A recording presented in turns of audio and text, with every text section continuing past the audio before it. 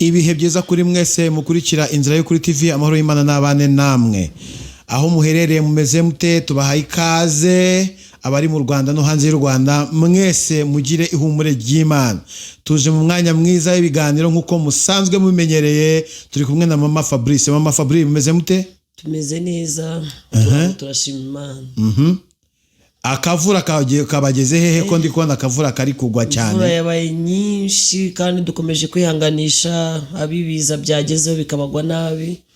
Turanihanganisha nyine abantu nkanjye batamenyereye ubukonje bugwa nabi ndabakomeje bagenzi wanje. Ariko kandi nanone turabizi neza ko biraza kugenda neza. Imana ishimwe. Mama Fabrice tudatinze ngo turambirane abakunzi bacu barabizi ko tutajya dutinda. Tugiye kuvuga ku kintu kiri hano hanze. Hari intambara ya Isiraheli iri kuvugwa na Zairani hirya aho ngaho, ariko hari n'abahanuzi nabo bameze nabi bari guhanuriza intambara bite byazo. Byagoranye nyine birumvikana. Biranagoye cyane kugira icyo umuntu abivuga, ariko kandi nanone dukwiye kugira icyo tubivugaho kuko urabona ko byafashe indi ntera. Hariho ubuhanuzi, reka tunemere koko wenda ari ubuhanuzi kandi abantu benshi bazi ko ubuhanuzi buva ku Mana. Ariko kandi nanone niba buri no kuva ku Mana urabona ko byateje impagarara abaturage benshi. Uraca ku muntu wari wese akakubwira ati ibiryo bigiye guhenda, waca ku muntu ati nyamara intambara mu gihugu irahari. Ariko mu by'ukuri ndatekereza ko nk'umuntu uri mu gihugu cye ukunda igihugu cye, ibyo bintu sibyo yakagombye kubwira abanyarwanda. Bibaye ari nabyo kuko umwuka w'Imana bimbwiye, nanjye umwuka w'Imana agakorera muri njye akambwira ati intambara mu gihugu, nzi neza ko dufite ubushobozi bwo guhendahenda Imana. Kandi si twebwe ba mbere, n'abatubanjije bajyaga batanga ingero akabwira Imana ati basi nubonamo batatu urigarura. Reka dufite n'Imana yakwigarura. Bibaye ari nabyo koko, ariko uri kubyumva ukumva byafashe indi ntera. Byafashe intera ndende, ahura abantu bose bari kuri channel, abandi bari kuri TikTok. Isho nahoze ndeba mbona bifite intera ndende cyane ku buryo hari wenda niba nihataboneka uburyo bwo gukumira biraza gutuma abantu bagira ibibazo byo mu bwonko batangire. Urumva umwe yaravuze ati ntukarare mu nzu udafite amazi. Kibaza ubu ni siyo ntambara iramutse ibaye ikansangana amazi mu nzu, amazi niyo azandokora. Aranahita navuga ati kandi ati ntukarare mu nzu idafite amakara idafite ibiryo. Rega nyuma nza guhura n'umuntu arambwira ati wumvise ko Imana iri kuvuga, ati Imana iri kuvuga ko abantu takwiye kujya turara mu nzu zidafite amazi zidafite n'amakara n'ibiryo. Tabwira nese koko ibyo bintu haraho bihuriye? Nta hantu bihuriye n'ukuri. Imana ni Imana y'ibihe n'igihe, ariko kandi nanone ntago ari Imana y'iterabwoba. Ngenda tekereza nubwo byaba biriho n'ubundi buryo izagukiza. Ayo mazi igihe nikiramutse kinageza, ayo mazi waba yashyize mu nzu utazi ko ari munarakurokore n'urugero. Ariko uri kumva bari gupresiza ibintu runaka ngo Imana ngo dora ngo ibihungo ngisuye ngo intara zose ngo umushyitsi ngo arabasuye ngo none kabasuye mutiteguye. None se abashyitsi bose twakira ugire ngo tuba twabiteguye? Abaye ari umushyitsi uvuye ku Mana n'ubundi ubwo najya kuhagera Imana izaba yamaye imyiteguro. So rero ngewe intego nkuru mbona muri ibi byose biri guhanurwa by'intambara, n'ubundi umukristo we n'umuntu uhora yiteguye. Ahora yiteguye mu buryo bw'amasengesho, ahora yiteguye mu buryo bwo kuba afite ibihamya n'ubuhamya. Nekereza ko ngo batari bwo twakagombye kuba maso, ahubwo tugomba kuba maso. Ariko kandi cyane banyamasengesho, bakozi b'Imana mutandukanye, bantu mugenda muhura n'abantu batandukanye nka Mama Fabrice. Umvaga Mama Fabrice ndi ikiraro kinyurwaho n'abantu benshi. Ndi ikiraro Imana yaminduye ikiraro kinyurwaho n'abantu benshi. Nimvuga ikiraro ni mubifate nabi, nuko nzi ko nyurwaho n'abantu benshi banganiriza byinshi. Ariko ngiye uri kongeraho ni kimwe n'ibi by'amavugurura y'itorero rya ADEPR. Ati ko itorero ryahindutse, ati itorero ryaraguye. Itorero ntirigwa, haga umuntu ku giti. Itorero rya Kristo rirashinganye n'amarembo y'ikuzimu yazi kuko nagazarishobora. Uko niko mbasobanurira. Rero nuri kumbaza ati se Mama Fabrice ibintu by'intambara uri kumva ko tuzi kuri umukristo cyane w'imbere. Buriya rero abantu benshi batekereza ko nyine kuba uri n'umwadeperi kandi ni koko nibyo habamo ubutunzi. Ati kuri umukristo w'imbere kandi Imana ivugana nawe iri gukubwira iki ku by'intambara? Shani nge nta kintu irabimbwiraho, mba numva ndi kuri nimendere mivuga ngo ubwo Umwami Yesu ankunda nta mahoro. Iyo umwami Yesu agukunda ubura amahoro, naho hazi ibyago naho hazi ibiki byose ubura amahoro. So rero ndamutse nanone nkomeje kuvuga ku mahoro ya mama Fabrice, ngakomeza kwiririmbira uwo muririmbyi ariko naza no kuyahesha abandi, kuko ibyuzuye umuntu burya nibyo atanga. Muri rero wuzuye iterabwoba azatera ubwoba benshi bahamuke, uwo bisanze atari maso ahahamuke. Ariko n'uwuzuye amahoro akwiye gutangaza amahoro. Ntabwo rero nakwihererana iby'amahoro, kandi nahoze numva ibiganiro bitandukanye, nkunda kumva ibiganiro bitandukanye. Nyakubahwa yaravuze ngo kirya gihe mushyira imbere muri stade nkarahira, narahiriye intambara, narahiriye kurwana, ni mwebwe ndwanirira. Arahari kandi n'Imana irahari. Mu by'ukuri rero mba numva atari ibyanjye, kandi ndi guhendahenda umuntu wese uri kwakira ibintu bijyanye n'iterabwoba. Ni ukuri harimo abantu batangiye kuraza amazi mu nzu, ngo batangiye ngo kuraza amazi mu nzu, wenda nk'abatayafite birumvikana, ariko harimo n'abayafite abayesitaye mu nzu. Ariko nk'abantu baba urumva mbanziranye n'ibyiciro byinshi bitandukanye. Akavuga ati mama Fabrice, Imana iri kuvuga ngo turaza amazi mu nzu. Ati gahunda no kuraza amazi mu nzu, kandi tugasitoka. Abandi bati ibiryo bigiye guhenda. Reka mbabwire, nta gihe bitazahenda, bishobora kuzaturuka no muri ziriya ntambara, ndabyemera. Ariko nta nubwo guhenda kwabyo nanone bishobora guturuka hariya ku ntambara, cyangwa bikanaturuka na situation y'igihe kigeze. Ariko nanone byose tugomba kubikora mu ituza ry'Imana. Niba twemera ko turi abakristo, dukwiye kumenya ko izo mpinduka zose ntacyo zizadutwara. Abantu rero baravuga bati kubera yuko Amerika na Israeli barimo kurwana na Irani, bati iyi ntambara igiye kugera hose, ati nibijye Imana yavuze, kuko nawe ni kubibona. Mana yanjye, ariko bajye banasoma ni nka bya bindi byo kuvuga ngo ati Kristo yaraje arakora. Ntago ati Kristo azakora itorero rya Kristo ritari ryava mu isi. Kandi ibyo ngibyo by'izo ntambara reka tubitegereze. Ariko se ubundi ryari ikintu kimangayikisha, kinambabaza, umuntu agatangira kwizera ibibi bitaramushyikaho. Nese ubundi nimbi kubigusobanurira ngo nibyo Bibiliya yahanuye.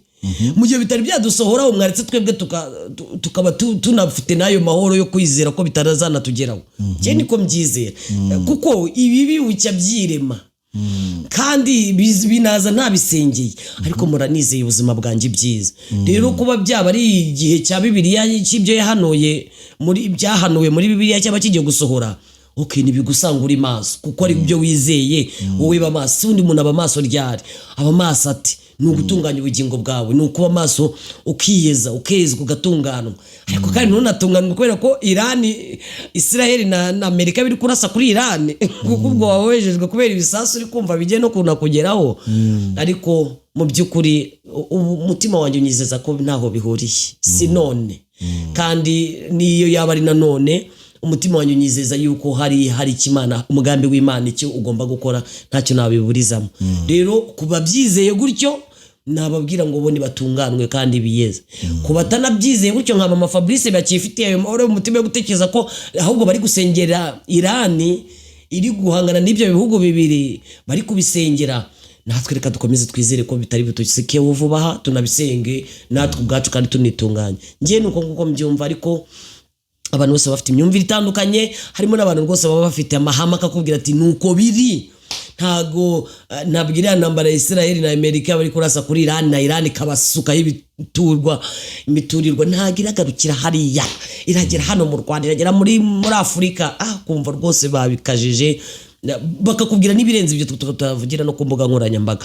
Ariko mu by'ukuri Bibiliya yaravuze ngo nubona ikibi kije ujye wikinga. Mene abo ngabo ni ukubatera umugongo, kugira ngo umutima wanjye ukomeze wibikira amahoro yawo. Njyewe nakiri kuri capacity yanjye, rwose ndaba ndi gucungana n'umuceri w'abana, ndi gucungana n'icyo ngomba gukora mu bana bo mu mihanda nka bamwe mubona hozemo. Njye no gucungana n'izo ntambara zo muri Irani ziraza gusukwa mu Rwanda. Ntabwo njye uwo mwanya nawubona. Icyakora bawufite nabo badafite ikindi bawumaza, ndabamenyesha rwose ko bakwiriye kureba uburyo ubuzima bwabo ahubwo babuteza imbere muri iki gihe, bashaka iterambere, kuko igihugu cyo kirihuta, iminota iri kwihuta, amasaha ari kwihuta. Si igihe cyo gutekereza ibyo bintu bubyihoreye. Ukurikirane, ukomeze urebe, kandi nabyo nturebe mu gufana. Dufite abantu bareba ibintu bafana, ahubwo kumva biri gutinda. Kuki batari gusuka mu Rwanda vuba kubera iki? Ukumva ari kubifana. Ariko mu by'ukuri ntabwo dukwiye kuba abafana bacu bari gushira, kuko bari abanya Irani bashira, bari abanya Amerika, bari ba Israeli bariya ni ikiremwa muntu mugenzi wawe, ukwiye kugira umutima urenga imbibi za Afurika, urenga imbibi z'u Rwanda, ukababazwa ko hari abantu bataraye basinzire, bataraye mu mazu yasenyeweho bari gupfa, ugasenga hanyuma Imana igakomeza igakora ibyo bushake bwayo. Ariko kandi si turi abafana bo gufana ngo twishime ngo bihugu bikize, yego nyine peteroli zizahenda, ibintu byose bihende cyangwa n'ibindi biri guhenda, ariko nanone kandi icyo si cyo cy'ingenzi, kuko inda ni ibyo kurya nabyo ni iby'inda, Uwiteka azabitsemba. Ahubwo guhangayikishwa, kumva umuntu ahangayikishwe, umuceri ugiye guhenda, none se ubundi njye navuze ikiro cy'ibirayi kigura, njyewe namenye ubwenge. Mama wanjye anuma ibirayi hano aho bitaga ku birayi hari epfo Puwaruru. Buretse n'ibirayi kwe ukurira naho byacururizwaga ntago babihasuka, ntago hakiriho. Uyu munsi bari kuhakora ikiyaga. Ikiro cy'ibirayi mama ndabyibuka yanumaga ikiro cya 25. Bagenzi banjye ndabasuhuje baguze ikiro cya 25 mu Rwanda cy'ibirayi. 25 mama ajyaga inote ya Rubaduka, abantu bahashije inote ya Rubaduka mwese ndabasuhuje. Mama ka inote ya Rubaduka irimo ibiro 4 by'ibirayi. Wa muntu we bajyaga bankorera agafuka k'ibiro 4, ndakibuka, ubwonko bwanjye burabyibuka. Usiki ibiro 4 bya kera nta hantu bihuriye na 4 by'ubu. Numva ndavudika ngumva ibiro 4 ariko umusinga guri ibiro 4 by'ibirayi. Yes. Wahata washyira mu Afrika ibaza bigiye. None se ubwikiro niba nakiguze kuri 25 y'amanyarwanda katabaye amaga ntiyabaye andi ni amanyarwanda. Nge nakiguze 3. Ngaho ngewe nakiguze kuri 25. Umuntu waguze ikiro cya 25 cy'ibirayi na 20 na 15 ni 10. Uyu munsi tukaba turi kugura ikiro cy'ibirayi 600. Ubwo Imana iri kutuma n'ibirayi bya 600 n'ibiragura na 5 nizabitanze n'ubwo bushobozi nabwo. Cyo ikibazo si icyo ngicyo mfite, ahubwo ikibazo mfite ni kimwe, biransanga magaze he. Biransanga magaze muye murongo. Ese mu ruhande rwanjye harimo nde? Kuko Bibiliya yarambwiye ngo niba Uwiteka ari mu ruhande rwanjye mubisha ntawe. Kandi twemera ko ibyo bintu byose y'inzara yateye cyangwa ibibazo byabaye nk'ibyo byose tuvuga tuti ni umubisha. Niba koko biri kuzanwa n'umubisha, ndatekereza ko Imana izandwanira umubisha. Kandi Bibiliya yambwiye irindi jambo uyu munsi nicayemo ngenderaho rivuga ngo ugushikamishije umutima uzamurinda b'amahoro masa. No muri ibyo byose umuntu wese ushikamishije umutima, ahubwo ibyo bihe kuko biri guhinduka, kuko birahinduka. Ntabwo ndibuze gwakanya abakunzi bacu ba Inzira y'Ukuri TV yuko ibihe bitari guhinduka. Birahinduka pe, turi kubona impinduka z'ibintu byinshi bitandukanye, ibyo twavuga n'ibyo tutavuga. Ariko izo mpinduka ziri kubaho zisanze ma Fabrice ahagaze ati, ese ubundi zisanze mu uye mwanya? Kuko ikintu cyo nkwiye gucungana nacyo, kuko ku isi hari ubwami bubiri bukora. Hari ubwami bwa Satani hakaba n'ubwami bw'Imana. Ubwo bwami bwombi njyewe mbundi ndubu mu buhe bwami. Yego. Ibyo bintu se byose biri kugenda biza bikunsanga mu buhe bwami. Yego. Icyo rero nicyo umuntu wese akwiye gutekereza, naho ibindi byose twaba tumeze nk'abantu bari gutera waraza. Tekereza ku birayi n'inarya ibirayi nzarya kawunga. Ibigori biri kuzamuka biri kwera imvura iri kuboneka. N'inarya kawunga nzarya ibindi. Kandi kuva navuka sinigeze mbona umuntu arya nabi. Burya kurya bigira amaseri. Hari abantu barya n'abapfa kurya, hari abafungura n'abarya. Burya kurya bigira amaseri menshi, nshaka kukubwira amoko y'ibiryo kumirwa. Urumva n'abarya, hari urigata, hari usamura, hari numira, hari nurya. Kurya ni iki? Kurya ni kwa kundi utateganya ngo nimugoroba ndarya iki. Ukicara ukarya, ukongera ukarya ibiryo bifite imbuto, bifite icyo kunywa, bifite ibinyameke, bifite byujuje ubuziranenge, bwujuje indangagaciro yo kurya. Harimo abantu bashobora kuba bamaze imyaka y'ubuzima bwabo batararya iyo ndyo yuzuye, kandi ukabona n'ibiboko, ukabona nta nicyo babaye. Kubera iki? Kubera ko Imana irindira umuntu wese ahantu ari. Hari rero n'abapfa kurya. Upfa kurya ni kwa kundi ku iwacu twaryaga idodo za mutibikanye n'ubugari, ariko turakuze. Ariko nabyo byabaga ari ukurya. Hari n'abarigata rero, hari uteka ikiro cy'ubugari mu bantu 10. Buri wese akantu kakadonye. Ugasanga umuntu apfuye kugira gute kurya. Ariko ibyo byose ubusanga rimwe na rimwe ubireba ukavuga uti ngewe icyo mbona nkwiye gukorera, ngoye kurwana nacyo ni ibihe aho bigomba kunsanga. Ngiye nahindahindira umuntu wese inshuti yacu ku Nzira y'Ukuri TV. Ikibazo si intambara n'abahanuzi bari kuzihanura. Ikibazo si ibiryo bizurira cyangwa ibizagabanyuka. Ikibazo si ibihe biri guhinduka ndetse n'ibizahinduka. Ahubwo wowe bigusanze mu mwanya. Cungana n'umwanya bigusanzemo, kuko uwo mwanya ni ugomba kurinda.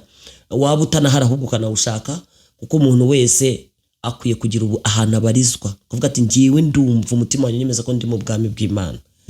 Ngiwe ndi kumva ibyo bintu naho byaza.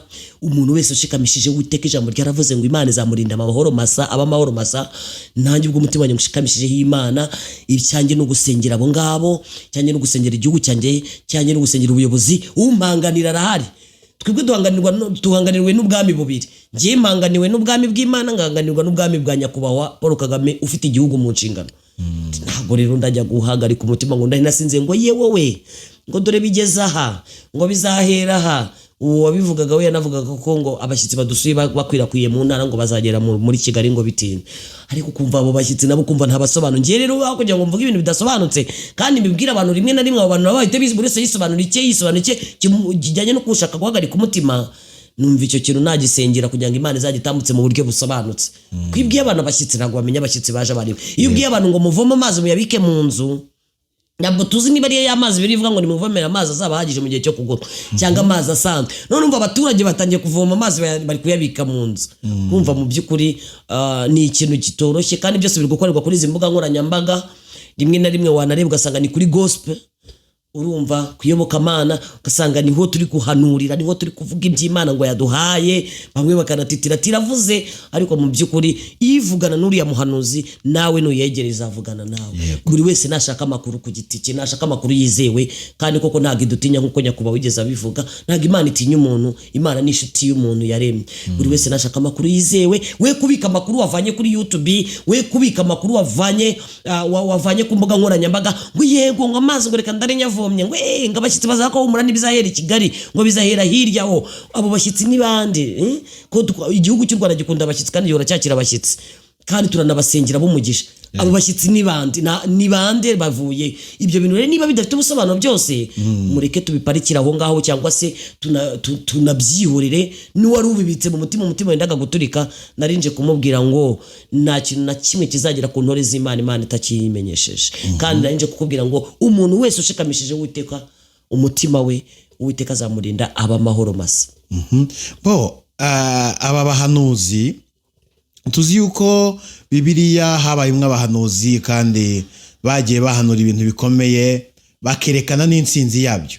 Aba bahanuzi ari guhanura ibintu bari kwerekana intsinzi. Nyine nicyo kibazo cyanatumye hanini cyane mbitekerezaho, nubwo wanabimbajijeho ariko nanabitekerejeho. Mu bigaragara nta tsinzi. Ukumva ahubwo bameze nk'aho bari gukina ku mubyimba, cyangwa bari gukina intsinzi yuko bizaba. Kumva ati baraje nta kabuza, bizahagera mu Rwanda nta kabuza. Uri umunyarwanda ufitemo famiye, n'isundi ubwiye n'iki katari famiye yawe bizazira. Mu by'ukuri nta tsinzi, kuko nanjye nahoze nimugora ndeba igitabo cya Yeremiya, ndeba uburyo yahanuraga ibikomeye mu gihugu, nkabona ukuntu yahanuraga ibizaba mu gihugu, ariko akagaragaza n'intsinzi kuko n'Uwiteka wamuhanuriyemo. Kandi bibuka ko Yeremiya Imana yamutoranyije, yamwejejeje ubuhanuzi ataravuka, imushyiriraho kuba umuhanuzi uhanurira amahanga. Ariko nta na rimwe nigeze mbona, nuko nahoze byaneye kujya mu gitabo njya gusoma mu bahanuzi, njya mu gitabo cya Yeremiya, njya mu buhanuzi, igitabo cy'umuhanuzi Yesaya, ariko hose nkareba aba bahanuzi bose Bibiliya yemera kandi twakagombye natwe kwigiraho nk'abahanuzi, ko nanjye ndiwe ngasanga bose bagiriraga bahanura ibintu ariko bagenda bagaragaza n'intsinzi yabyo. Ariko nge ndaza naba narose ninjoro gusa, narose mbona umuriro usukwa, narose mbona abashyitsi, nge mwe neretswe, nge nabonye, turamenya ari ibiki. Mu by'ukuri ibyo gusa bigarukiye aho, bitagaragaza ese koko niba abo bashyitsi bazadusura bazanye iki? Bazanye amahoro? Nibyo nahoze mbaza, cyangwa bazanye amakuba? Bisobanure. Niba udafite ubusobanuro byihoreye kubizana ku mbuga nkoranyambaga, cyangwa se wenda bijyana mu itsinda ry'abantu banga. Ariko burya imbuga nkoranyambaga sinzi niba abantu bari bakamenya capacity ziriho. Ahantu ahantu ho gupfa kwicara uko ubonye ngo uvuge ibyo ubonye. Buriya nubwo bwose inzego zibishinzwe cyangwa se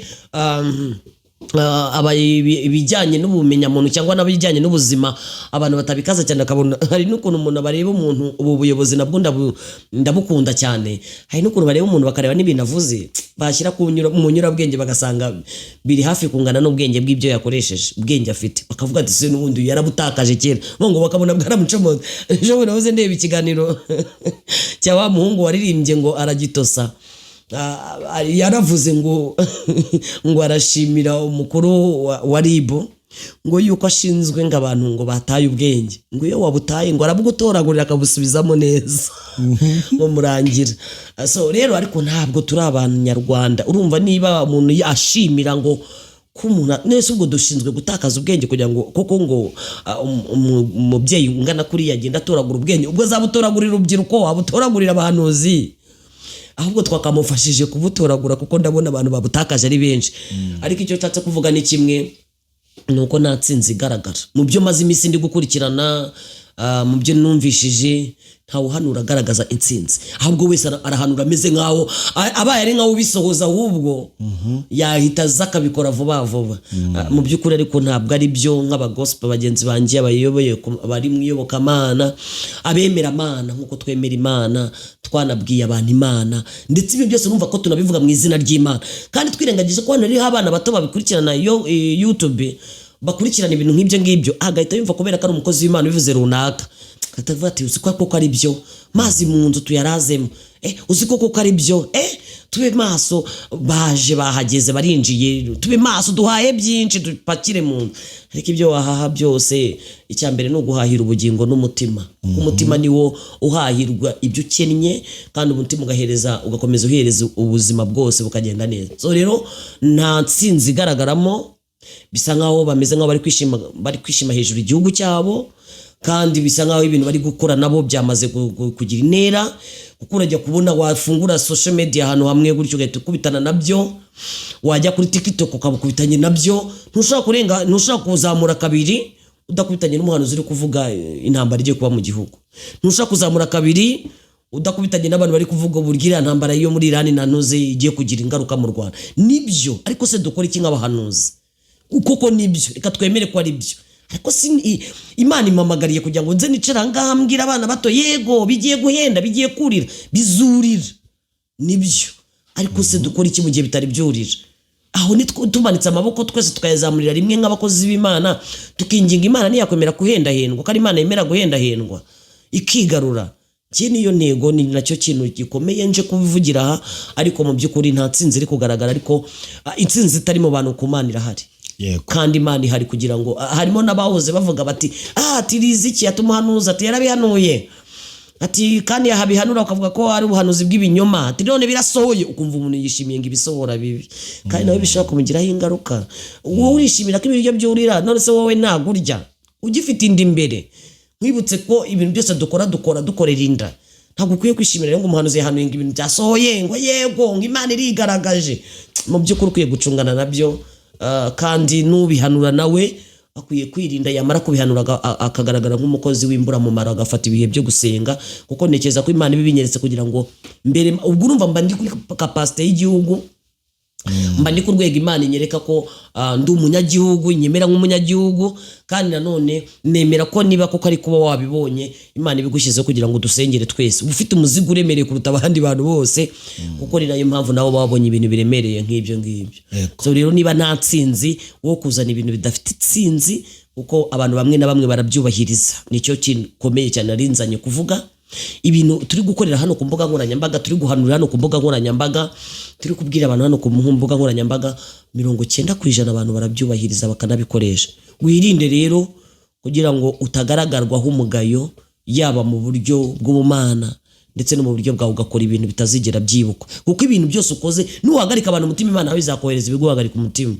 Ariko nuhumuriza abantu imitima, Imana nawe izakohereza ihumure, kuko birivuga ko uko wagenje niko nawe uzagenzwa. Yego. Mama Fabri, turagushimiye, urakoze gutanga inama nziza, urakoze gufasha abahanuzi, urakoze kutugira inama ku by'izi ntambara ziri kuvugwa hirya no hino ku isi, urakoze no guhumuriza abanyarwanda ndetse n'abanyarwandakazi, abari mu Rwanda n'abari mu mahanga. Urakoze kutwereka neza yuko ibi ngibi byose ari ibintu biba biri kuza bivugwa n'abantu, ariko bitavuzwe n'Imana, kuko byanga bikunda iyo Imana ivuze ikintu yerekana intsinzi yacyo. Urakoze cyane. Imana ibaho umugisha, murakoze. Yego.